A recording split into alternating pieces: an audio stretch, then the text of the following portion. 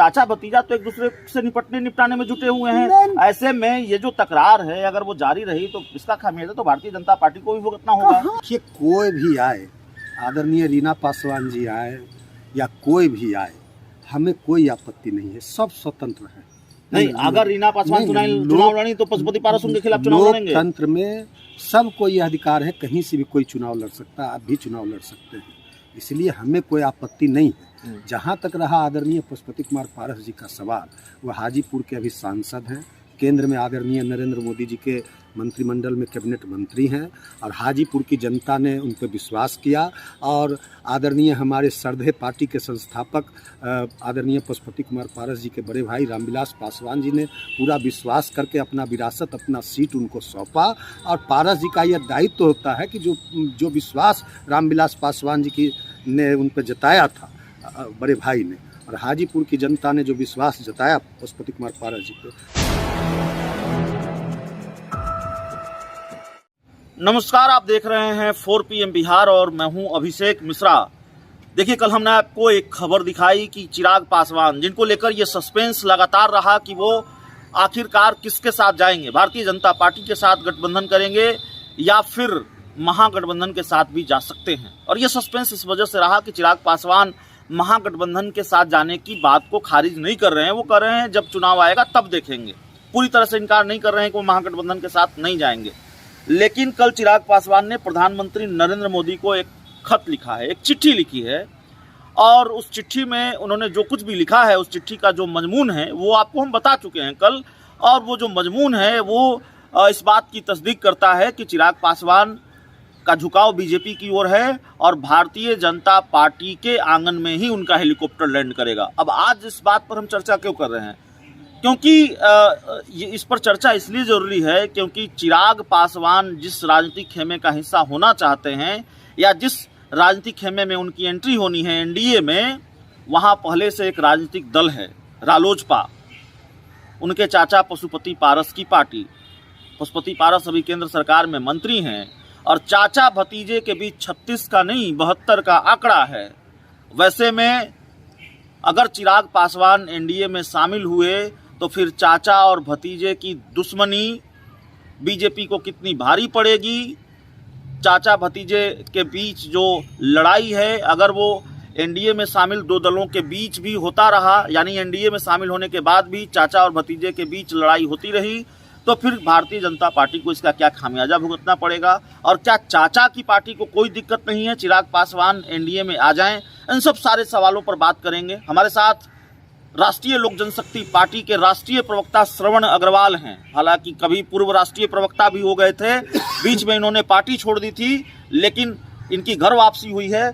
श्रवण अग्रवाल जी, राष्ट्रीय प्रवक्ता बनाए जाने के बाद आज आपसे पहली मुलाकात है और पहली मुलाकात में ही बड़ा भारी भरकम सवाल है। चिराग पासवान प्रधानमंत्री नरेंद्र मोदी को खत लिख रहे हैं और उनके खत का जो मजमून है वो इस प्रकार है। संसद भवन के उद्घाटन का जो विरोध हो रहा है उसको लेकर वो लिखते हैं प्रधानमंत्री को कि आपके साथ रहते हुए या आपसे अलग होकर भी मैंने और मेरी पार्टी लोक जनशक्ति पार्टी जनहित में आपके द्वारा लिए गए हर फैसले का मजबूती से साथ दिया है। मैसेज दे रहे हैं कि भाई हम तो आपके साथ खड़े हैं, आए तो कोई दिक्कत आप लोगों को तो नहीं है ना? नहीं, सभी को आना चाहिए जी।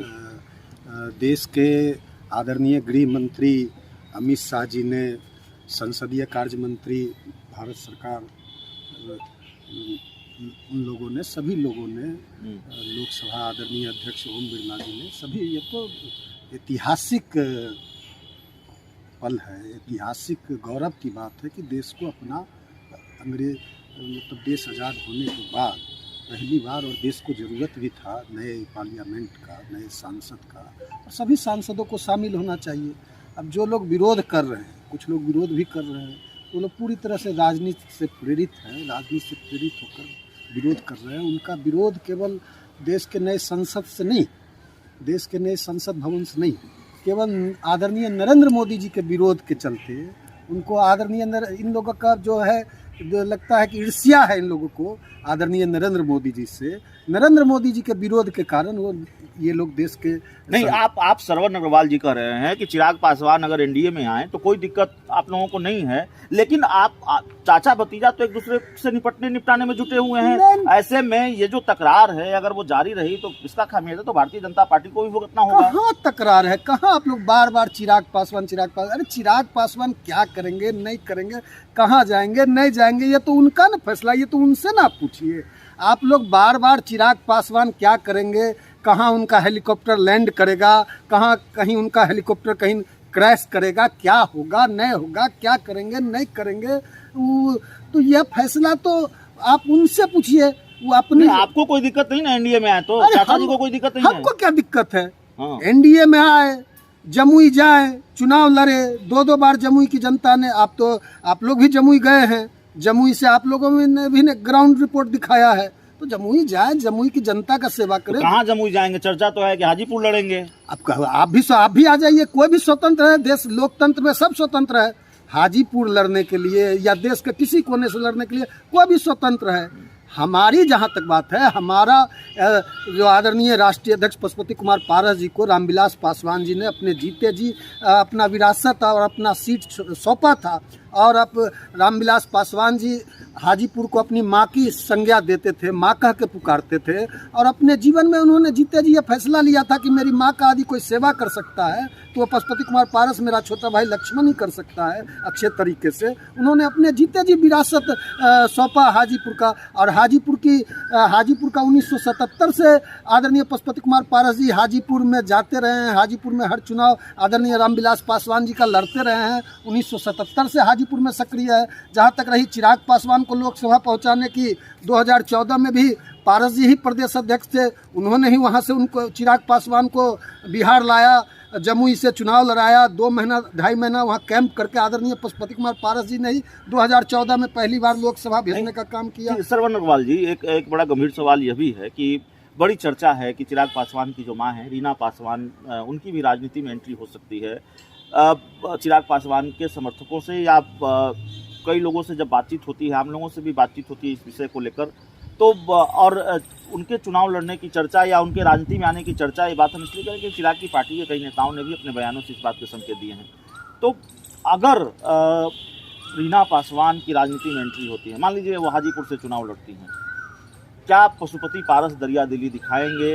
हाजीपुर सीट रीना पासवान के लिए छोड़ेंगे? ये हो सकता है, ये संभव है आज के दौर में? देखिए, कोई भी आए, आदरणीय रीना पासवान जी आए या कोई भी आए, हमें कोई आपत्ति नहीं है, सब स्वतंत्र है।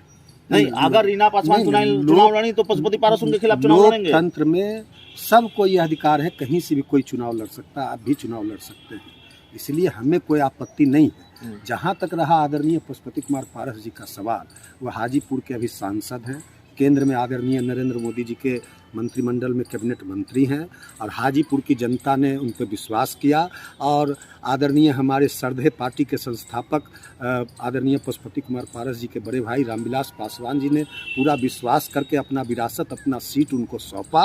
और पारस जी का यह दायित्व होता है कि जो विश्वास रामविलास पासवान जी की ने उन पर जताया था बड़े भाई ने, और हाजीपुर की जनता ने जो विश्वास जताया पशुपति कुमार पारस जी पे, उस विश्वास पे पूरी तरह से खरा उतरना है। पुनः पारस जी वहाँ से लड़ेंगे और अपार वोट से पुनः जीतेंगे।